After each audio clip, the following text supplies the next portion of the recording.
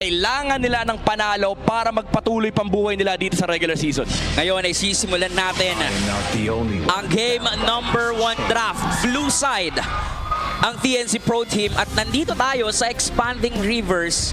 So, for sure, maka-expect tayo dito ng mga bakbakan talaga.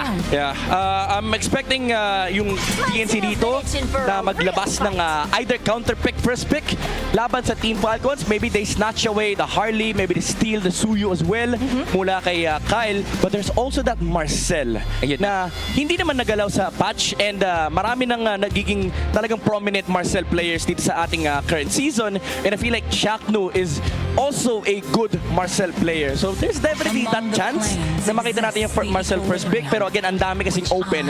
Since tinanggal din naman ng Team Falcons dito yung Eve. Again, Harley, Suyo, Zushin, Marcel, even the likes of the Leomord. Napakarami pala talaga no, na options ngayon for TNC Pro Team. There goes the Marcel.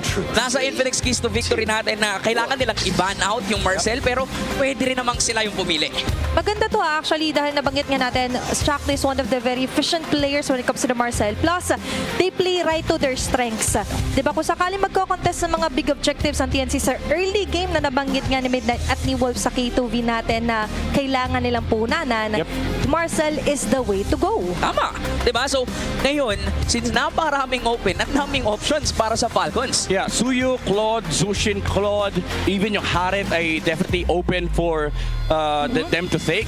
So, ang daming naging options dito ng Team Falcons. Maybe they even relegate yung jungle sa Red 3 as long as they prioritize yung pagkuha dito ng actually, ang priority nila is si Haji, and then they go back to the Guinevere combo. Wala lang yung Kalea na nakita natin before, but this is the more aggressive version of Team Falcons. Yung team na hindi naghihintay ng objective, as long as may pantalon si Kyle, hindi naka-short, tatalon na tatalon yan. Tama. Ang dami na, di ba? Oo, may pantalon eh.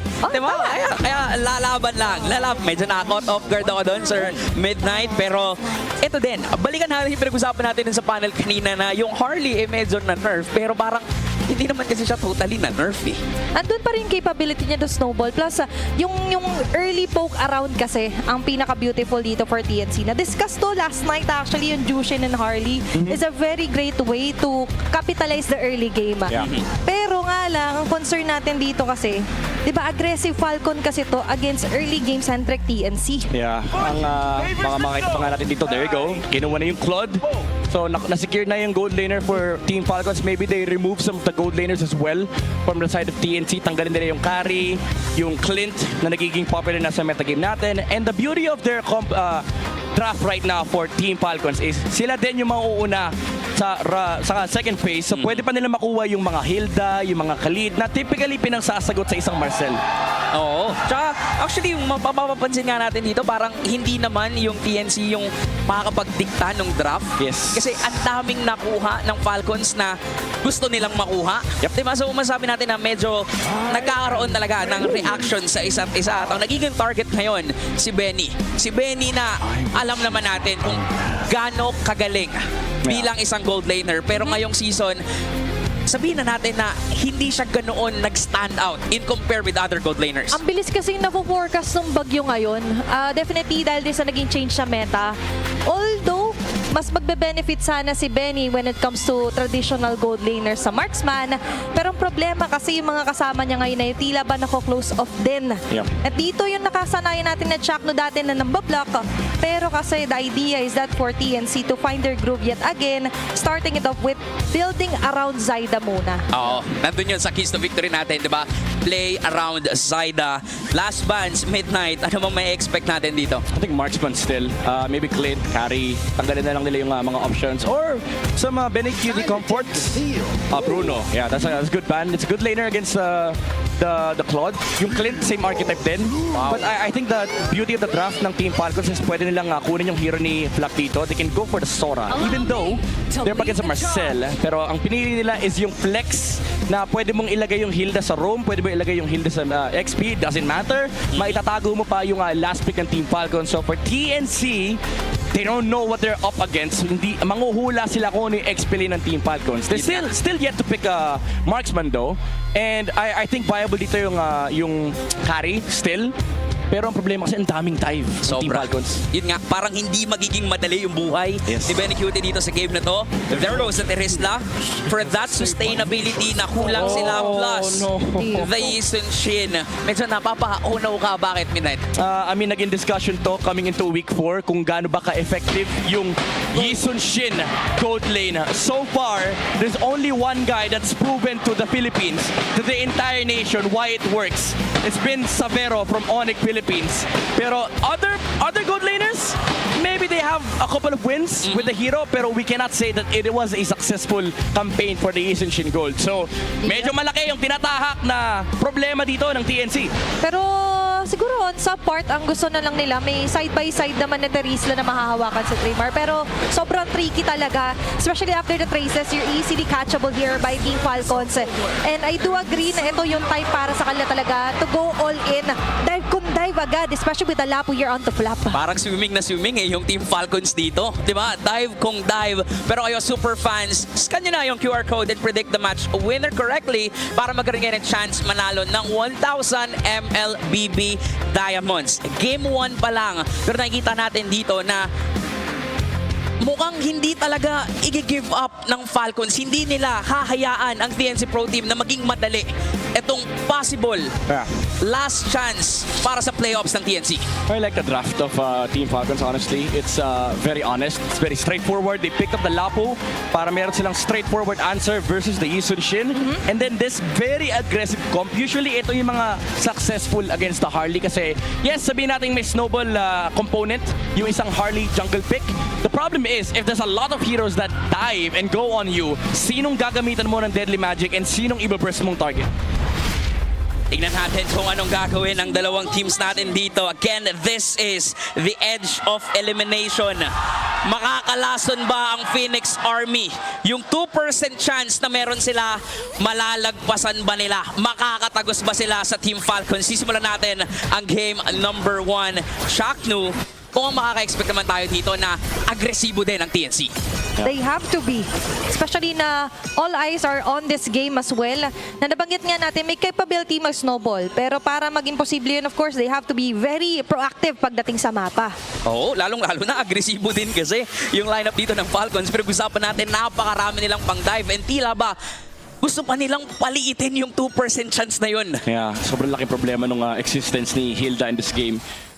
Yung Hilda lang, enough na para i-block yung Deadly Magic, yung burst ng isang Harley. And it's also a decent answer versus the Marcel. Pero nandito yung mga balagbag as well. So, ang Falcons dito, ang gusto lang nilang munang goal is tumahimik muna yung mapa, not let Shaknu and Dancy go for the early snowball dito, and as well as prevention muna ng mga Totoo. biglang capitalist ng deny ng mga buffs. Oo, para kumbaga hindi totally makuha ng Phoenix Army yung early aggression na inaasam nila with their composition. And still, this could be expected sa Falcons na mag-vision lang sila. Aantayin nila itong level 4 ni Kyle. At sabi mo, Midnight, kapag may pantalon, lalaban kung laban talaga. Oo, hindi na naka-short, nakapantalon na, ready na yan. Pag ganyan, nakasapatos na, pwede nang lumakad palabas. And ngayon, dala-dala na nila yung kanilang XP laner. They've taken the level 4 on the Lapo. So they get the Turtle Prio. Pero ang kinaganda naman sa lineup ng TNC is they have ways to go inside the Turtle Pit. Pero grabe yung aggression ni Ogwen. Napakakulit naman talaga dito ni Ogwen. But given na alam niya naman hindi pa naman immediate yung magiging answer sa kanya, bandang taas pala tayo makita na first blood. An early pre-turtle prerequisite para dito sa Team Falcons. Flicker, kapalit ng buhay. Mitrimar. Diba sabihin na natin na lamang talaga doon ang Team Falcons. Yeah, yung ginawa ng Team Falcons dito, medyo fumik. Rotate sila sa may mid lane. Nagpakita yung Lapu na parang papunta siya sa mid lane. Pero nung sumunod yung Terisla, tumalon kagad si Kyle kasi distracted yung TNC sa may mid lane because of what Ogwen did. Even though nakapag-force sila ng flicker, I would say it's a bigger kill for Team Falcons kasi napatay nila yung XP laner. They have enough time to take this turtle and yung Deadly Magic ay wala din on the side of TNC. Oo. Tsaka parang ngayon kasi, no, ang hirap bumawi kapag ka nalugi kayo sa early game. Yep. Diba? Lalo na hirap against Falcons. Diba? Mas mahirap talagang bumawi. Pero nandito pa rin naman yung community para suportahan sila. Diba? Ramdam na ramdam natin sa pagpasok pa lang ng match na to, pinaparamdam ng Phoenix Army yung full support nila sa TNC Pro Team. Same for Falcons. Diba kahit na ganado, yung sobrang ganda ng performance dito ng Falcons, nandiyan pa rin yung fans sila para supportahan sila up until the last week of the regular season. Ganun naman talaga, Anli Bawe, Anli Rice, medyo tagilid man ang nagiging pabor, yung 2% na yan, tingnan mo ganun karami pa rin. Ang pumunta, nag-effort, na sumuporta from last season, yung iba nandito pa rin, nakakasama natin. Same goes para sa Team Falcons. Nakita naman natin kung gaano rin kaingay nagiging sigawan natin kada merong mga silip sa mapa. Mukhang ito na. Chin-up na tayo ng ating Chop Master. Babalik tayo sa game na sinisimulan ng Falcons sa Turtle pero mukhang lalaban pa rin ang TNC. Okay na din yung Mountain Shocker. Lancy going Uy, on to uy. Ogwen. Benigyo, di pa makakuha ng pagong. Habang na dito, dikitan lang sila Kyle. Spatial migration out. Haji trying to run away. Uy. Pero mabubuhay pa rin naman siya. Pero not for long. And Zaida goes in with a dive. TNC ang lumamang doon. One good rotation from the Yi Sun Shin. And ito yung sinasabi natin ng mga first few weeks na yung Yi Sun Shin kasi may early tempo and yan yung ginamit ni Benny QT para ma-equalize yung na-offset na pick-off kanina ng Team Falcons. Because of the presence ng Yi Sun Shin, may additional damage sila, may additional layer of stun, and ang ganda rin nung pag-control ni Chakno sa may bandang unahan kaya hindi nakapag-setup ng magandang turtle take dito yung Team Falcons. Pagka-retry nga ni Kyle, may natira pang piso tas napunta pa kay Benny. So talagang alam mong gustong-gusto nilang itagos itong laban na to against Falcons. At kita rin naman natin, sumisilip sila doon sa purple buff pero kailangan yata nilang respetuhin pa rin dito yung mga Brusco brothers na meron ng Falcons. Alam nila na baka mapunta kay Zaida do kasi TNC is playing onto the hands of what their strengths is. Pagdating dito sa composition nila, pero flop, sasalin most of the damages. But still, Lancy hindi siya tatantanan. Balibag factor with a lot of flare. And if he stocks the stones there, at dyan pa yung Golden Arco connect on to Ogwen. Abang agad with a frame moment. Jumping in, Ogwen. flicker. Onto the back lanes ng TNC. Swak na swak. Wala sila makukuha Ay, Kyle, trade. Kyle. Pero hindi yata magtatantan sila, Kyle. 3 more, mapipilitan din for the vision.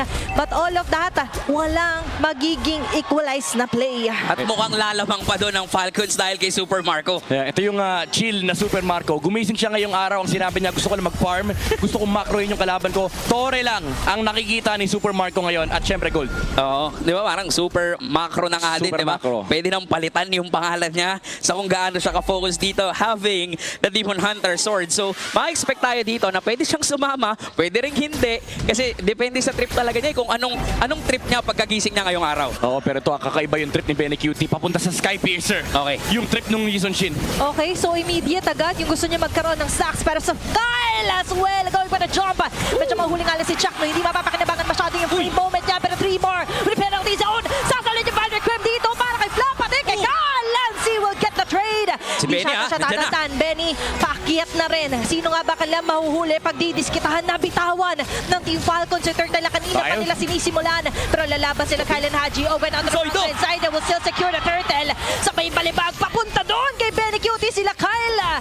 Marco as well ay pupunta. Pero dadayuhin sila ni Jack. No! Super Marco the Blazing Duel. Clear off lang ng wave. Meanwhile for Team Falcons, nakakawa na naman sila ng turtle doon. Pero Zaida, mapapaganda yung dalaw.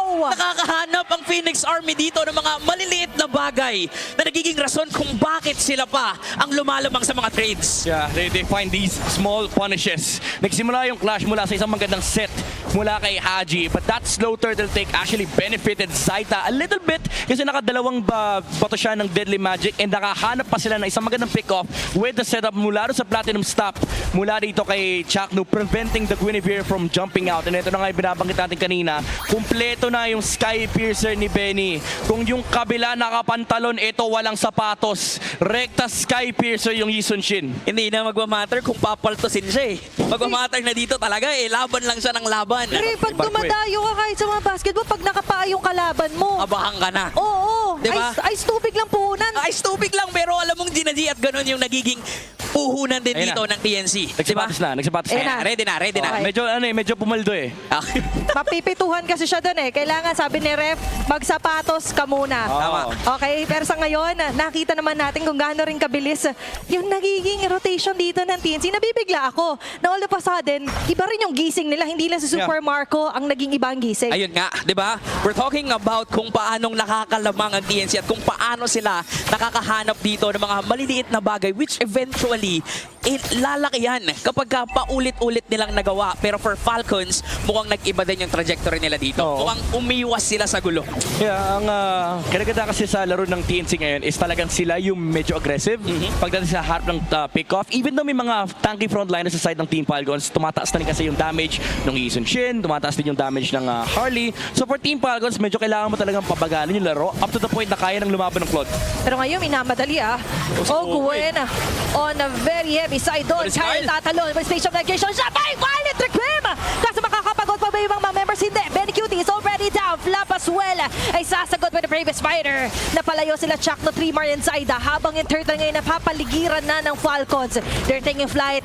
Lahat ng runway ay sinisilip ni Ogwen, iniilawan.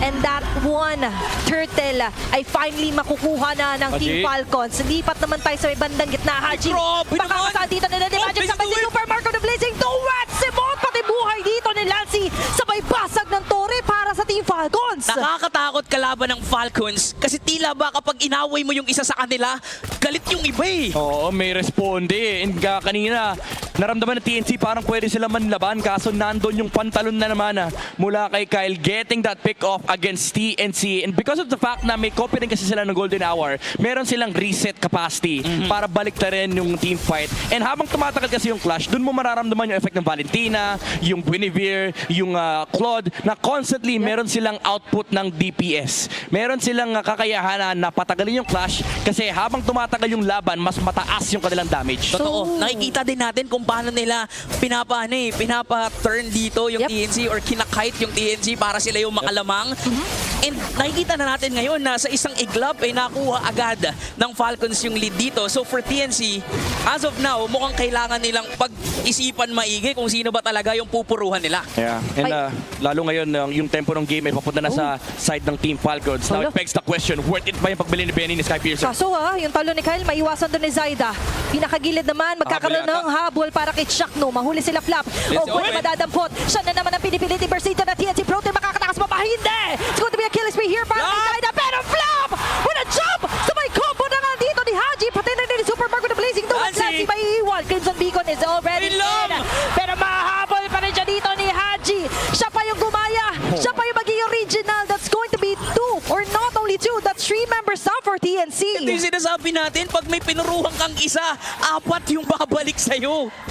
Di na nakagalaw yung TNC after that pick-off against the Hilda. Naubos na yung kanilang mga Zaida! Hoy, hoy, hoy, hoy! Marco, mabubura ka? Mabubura ba? Hindi! Hindi siya mabubura, mga pre! Grabe, parang walang kakaba-kaba si Super Marco. Nakahanap agad ng minion para makapag-lifesteal. Pero mukhang lalaban pa rin dito ang DNC. Grabe, ito na yung pantalon na may kasamang sinturon kasi napakahigpit naman ng paghatak Huli. dito ng Team Falcons pagdating sa Lord!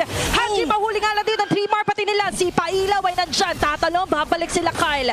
Specialization out. Ogwen just holding on. Zoning them out. 4 ang sumusunod sa kanya pero binabalik Talikod, at pabalik. Sa may bandang likod naman ng talon. Galing kay Super Marco ay magiging sapat with the Blazing Duet. Activated kahit Crimson Beacon pa dito. Sila Lancy matutulog, mabubura sa isang iglap. It's going to be Team Falcons yet again nalalamang.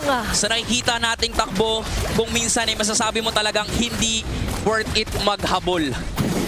Di talaga pwedeng habol ka na ng habol kasi pwede kang matapa and ganyan yung nangyari sa TNC Pro Team. Even though nakakakuha sila ng isang kill, hinahabol nila yung kanilang mga targets pero nahuhuli sila ng Team Falcons. May counter-engage, may namumulis mula rito kay Kyle at pa rin na rin kay Flap. Sobrang laking factor din kasi dito si Haji. Yung mga ginagaya niya ay sobrang nakaka-compliment dun sa jump na ginagawa nila Flap. Tsaka parang hindi nagmamatter no, na napipick offan dito yung Falcons kasi lagi silang mas maraming bawi against TNC. And for TNC, again, maganda yung KDA dito ni Zaida, but definitely hindi nagiging maganda yung targeting nila as of now. Yeah, even though mataas yung kanyang farm even, the problem is si Benny QTA para nag-struggle sa team fight kung paano humanap ng mga targets kasi ang daming tumatalon sa side ng Team Falcons. Kung ikaw yung Eason Shin, hindi mo pwede basta-basta pindutin yung basic attack kasi kailangan mo intindihin nasan yung Quinipier, nasan yung Lapu-Lapu, bigla may Blazing Druid sa mukha mo. So for Team Falcons, medyo lamang talaga sila sa mga ganitong skirmishes kasi habang walang ginagawa yung TNC, sila naman simple lang plano na nila. Pindutin yung basic attack at pindutin yung mga skill. Totoo, di ba? At hulihin dito kung sino man yung pwedeng hulihin against TNC. Samantalang, para din kay Haji, good thing at ino pinoint out mo kasi ngayon pang setup na rin Sakto. yung kinopya niya. It's Haji all around here. Chakno, nalahati agad ang buhay. Naghahanap pa lang siya ng target. Rimar! Pero pa sila pa itin na target dito. Team Falcons. Sakit! Rimar! Ay, boy! mabilis na matutunan para mabubuhay rin naman. Pero yung Torre doon ay kukunin ng Team Falcons. Lord ay makakatawid sa base ng TNC. Makakadepensa man. Pero that is too much of a damage na na-inflict sa kanya ng Team Falcons. Isang base turret lang ang nakuha dito ng Falcons. So, nakikita natin na pumupuso pa rin talaga ang TNC. Yeah, talagang ilalaban at ilalaban nila yung mga Torre kasi hindi pwedeng maubusan sila ng spasyo sa mapa.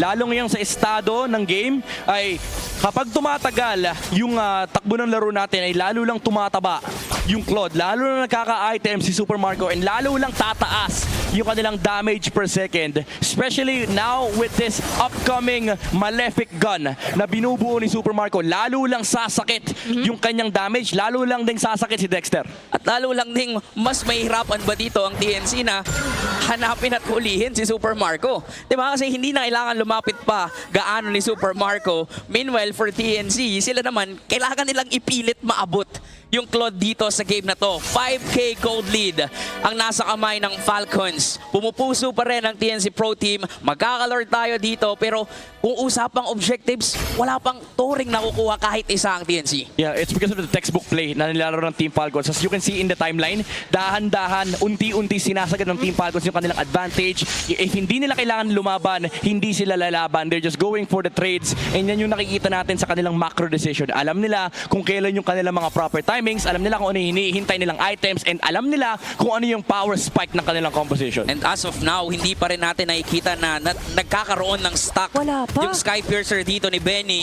So nandun pa rin yung tanong na worth it ba talaga na nag-Skypiercer siya? But definitely, pwede pa namang magkaroon niya ng stock kasi mukhang lalaban sila dito sa Lord. Kailangan nila na matinding setup kung sakaling gusto nila ng mga last hits here Flop. para kay Benny Cutie. Flop. Nakakasabi pa lang natin, ang una agad sila Flop and now Gwen doubling down onto Rimar. Haji pumasok na penalty zone, nahuli agad. Of course, ang Crimson Decoy para dito kay Lancy. Habang si Ogan at Kyla buhay pa rin naman. Sinusunda pa uwi, Super pinapauwi. Marco. Super Marco the Frozen moment here.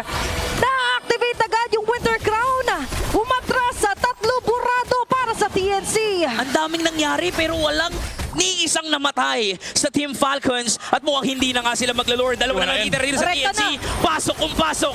Lumilipad na ang Falcons. Problemado ngayon ng TNC dahil si Zaida pa si Benny Cutie na matita na pero not for long. It's going to be the shutdown. And Falcons taking game number 1. Ipapakita at ipaparamdam ng Team of Falcons